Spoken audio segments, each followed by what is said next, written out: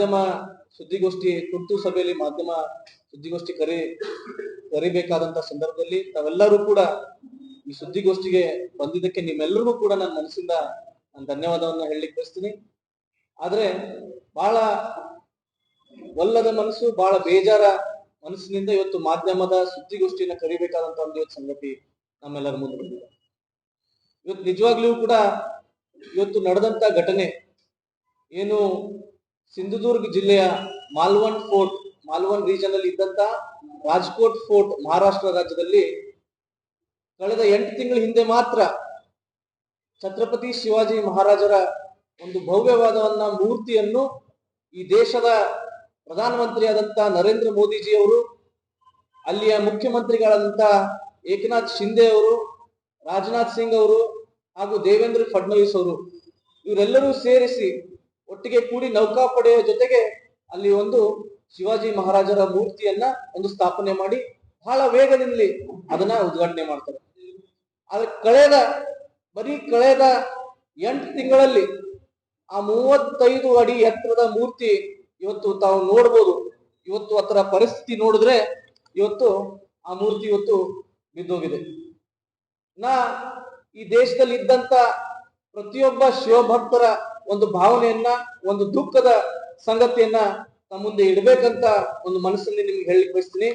ಇವತ್ತು ಅದೇ ರೀತಿ ನಮ್ಮ ಜಿಲ್ಲೆಯಲ್ಲಿ, ನಮ್ಮ ರಾಜ್ಯದಲ್ಲಿ, ನಮ್ಮ ಈ ರಾಜ್ಯದ ಸಚಿವರಾದಂತ ಇವಾಗಿನ ಸಚಿವರು ಲಕ್ಷ್ಮೀತಾಯಿ ಹೆಬ್ಬಾಳ್ಕರ್ ಅವರು ಆಗಿನ ಶಾಸಕರ ತಮ್ಮ ಅವಧಿಯಲ್ಲಿ ಇವತ್ತು ರಾಜನ್ಸ್ಗಢ ಕೋಟೆ ಮೇಲೆ ಇದ್ದಂತ ಒಂದು ಮೂರ್ತಿ, ಭವ್ಯವಾದ ಮೂರ್ತಿ, 55 ಅಡಿ ಎತ್ತರದ ಒಂದು ಮೂರ್ತಿ. ಆ ಮೂರ್ತಿಯ ಮಾಡಿದಂತ ಸ್ಟ್ರಕ್ಚರ್ ಇಂಜಿನಿಯರ್ ಕೂಡ ಇವತ್ತು ನಮ್ಮ ಜೊತೆ ಇದ್ದಾರೆ.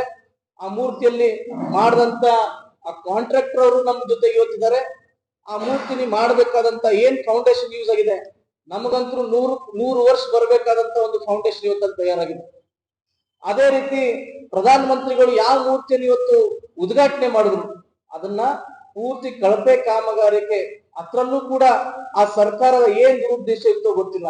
ಇವತ್ತು ಮಾಧ್ಯಮದ ಮಿತ್ರರಿಂದ ನಮಗೆ ತಿಳಿದು ಬಂದೇನಂದ್ರೆ ಆ ಮಾಡಿದಂತ ಕಾಂಟ್ರಾಕ್ಟರ್ ಅವರು ಕೂಡ ಅಲ್ಲಿಯ ಮುಖ್ಯಮಂತ್ರಿಗಳಾದಂತ ಏಕನಾಥ್ ಶಿಂದೆ ಅವರ ಬಲಗೈ ಬಂಟ. ಇವತ್ತು ನಾನು ನಿಮ್ಮಲ್ಲಿ ಇಷ್ಟೇ ಕೇಳಲಿಕ್ಕೆ ಬಯಸ್ತೀನಿ, ಇವತ್ತು ನಮ್ಮ ಜಿಲ್ಲೆಯಲ್ಲಿ ಇದ್ದಂತ ಸಾಕಷ್ಟು ನಮ್ಮ ವಿರೋಧ ಪಕ್ಷದವರು, ಬಿಜೆಪಿಯವರು ಹಿಂದುತ್ವವನ್ನೇ ಒಂದು ಅಜೆಂಡಾ ಇಟ್ಕೊಂಡು ಇವತ್ತು ರಾಜಕಾರಣ ಮಾಡ್ತಾ ಇರ್ತಾರೆ. ಚುನಾವಣೆ ಬಂತಂದ್ರೆ ಇವ್ರಿಗೆ ಹಿಂದುತ್ವ ನೆನಪಾಗ್ತದೆ. ಇವತ್ತು ಈ ವಿಷಯ ಸಂಬಂಧಪಟ್ಟಾಗೆ ಇವತ್ತು ಯಾಕೆ ಅವರು ಯಾವುದೇ ಒಂದು ತಮ್ಮದೇ ಸರ್ಕಾರದ ವಿರುದ್ಧವಾಗಿ ಪ್ರತಿಭಟನೆ ಮಾಡಿಲ್ಲ, ಅಥವಾ ಯಾಕೆ ಶಿವಭಕ್ತರ ಇವತ್ತು ಮನಸ್ಸಿಗೆ ಬೇಜಾರಾದಂತ ಸಮಯದಲ್ಲಿ ಯಾವುದೇ ಒಂದು ಪ್ರಶ್ನೆಯೂ ಕೂಡ ಅವ್ರ ಸರ್ಕಾರದ ವಿರುದ್ಧ ಎತ್ತಿಲ್ಲ. ನಾ ಬಹಳ ಹೆಮ್ಮೆಯಿಂದ ನಿಮ್ಮೆಲ್ಲರಿಗೂ ಹೇಳಲಿಕ್ಕೆ ಬಯಸ್ತೀನಿ, ಇವತ್ತು ಛತ್ರಪತಿ ಶಿವಾಜಿ ಮಹಾರಾಜರಾಗಿರ್ಬೋದು, ಡಾಕ್ಟರ್ ಬಾಬಾ ಸಾಹೇಬ್ ಅಂಬೇಡ್ಕರ್ ಆಗಿರ್ಬೋದು, ಅಥವಾ ಸಂಗೊಳ್ಳಿ ರಾಯಣ್ಣ ಆಗಿರ್ಬೋದು, ಬಹಳ ಹೆಮ್ಮೆಯಿಂದ ಹೇಳಲಿಕ್ಕೆ ಬಯಸ್ತೀನಿ. ನಿನ್ನೆ ನಮ್ಮ ಮುಖ್ಯಮಂತ್ರಿಗಳಾದಂತ ಸನ್ಮಾನ್ಯ ಶ್ರೀ ಸಿದ್ದರಾಮಯ್ಯ ಸಾಹೇಬರು ಅರಬಾವಿ ಕ್ಷೇತ್ರದಲ್ಲಿ ಎಲ್ಲಾ ಜಿಲ್ಲಾ ನಾಯಕರ ವಿಶ್ವಾಸದಿಂದ ನಿನ್ನೆ 5 ಸಂಗೊಳ್ಳಿ ರಾಯಣ್ಣರ ಮೂರ್ತಿಯನ್ನ ಉದ್ಘಾಟನೆ ಮಾಡಿದ್ರು. ಇವತ್ತು ಆ ಕೆಲಸವನ್ನು ತಾವು ಗಮನವಿಟ್ಟು ನೋಡ್ರಿ, ಆ ಕೆಲಸ ಯಾವ ರೀತಿ ಆಗಿದೆ. ಅದೇ ನಮ್ಮ ರಾಜಗಂಜ್ ಗಢದಲ್ಲಿ ಇದ್ದಂತ ಛತ್ರಪತಿ ಶಿವಾಜಿ ಮಹಾರಾಜರ 55 ಅಡಿ ಎತ್ತರದ ಮೂರ್ತಿಯ ಕೆಲಸವನ್ನು ತಮ್ಮ ಗಮನವಿಟ್ಟು ನೋಡ್ರಿ. ಅಲ್ಲಿ ವಿಂಡ್ ಫೋರ್ಸ್ ಕಮ್ಮಿ 30 ರಿಂದ 35 km/h ವಿಂಡ್ ಫೋರ್ಸ್ ಇದೆ. ಅಲ್ಲಿ ಇಡೀ ಗುಡ್ಡದ ಎತ್ತರದಲ್ಲಿ ಇದ್ದಂತಹ ಮೂರ್ತಿ ಇವತ್ತು ಹೈಯೆಸ್ಟ್ ಪೀಕ್ ರೈನ್ಫಾಲ್ ಅಲ್ಲ ಆ ಗುಡ್ಡದ ಮೇಲೆ ಆಗುತ್ತೆ. ಅಂದ್ರೂ ಕೂಡ ಬಹಳ ಗಟ್ಟಿಯಿಂದ, ಬಹಳ ಒಳ್ಳೆ ಕ್ವಾಲಿಟಿಯಿಂದ ಇವತ್ತು ಆ ಮೂರ್ತಿ ಆಗಿದೆ. ನಾವು ಮೂರ್ತಿಗಳನ್ನ ಯಾಕೆ ಇವತ್ತು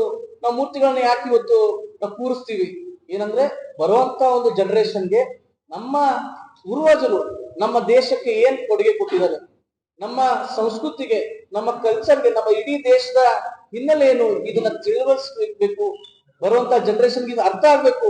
ಇದೊಂದು ಕಾರಣದಿಂದ ನಾವು ಮೂರ್ತಿಗಳನ್ನ ಸ್ಥಾಪನೆ ಮಾಡ್ತೀವಿ.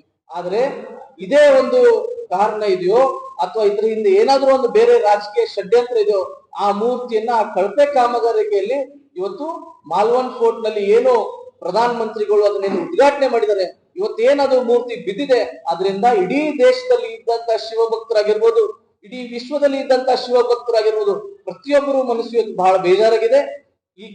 ಇದೇನ್ ಕೃತ್ಯಕ್ಕೆ ಅಲ್ಲಿಯ ಮುಖ್ಯಮಂತ್ರಿಗಳಾಗಿರ್ಬೋದು, ಉಪಮುಖ್ಯಮಂತ್ರಿಗಳಾದಂತ ದೇವೇಂದ್ರ ಫಡ್ನವೀಸ್ ಆಗಿರ್ಬೋದು ಹಾಗೂ ಈ ದೇಶದ ಪ್ರಧಾನಿಗಳಂತ ನರೇಂದ್ರ ಮೋದಿ ಅವರು ಕೂಡ ನೇರ ಹೊಣೆ ಅಂತ ನಾನು ಹೇಳಲಿಕ್ಕೆ ಬಯಸ್ತೀನಿ. ಇಡೀ ಶಿವ ಭಕ್ತರಿಗೆ ಇವರು 3 ಜನ ಇವತ್ತು ಕ್ಷಮೆ ಕೇಳಬೇಕಂತ ಹೇಳಿ ನನ್ನ ಮಾಧ್ಯಮದ ಮುಖಾಂತರ ಹಾಗೂ ಎಲ್ಲ ನಮ್ಮ ಈ ಜಿಲ್ಲೆಯ ಮುಖಂಡರ ಮುಖಾಂತರ ತಮ್ಮಲ್ಲಿ ನಾನು ಕೇಳಲಿಕ್ಕೆ ಬಯಸ್ತೇನೆ. ನಾರ್ತ್ ಫಸ್ಟ್ ಉತ್ತರ ಕರ್ನಾಟಕದ ಆವಾಜ್.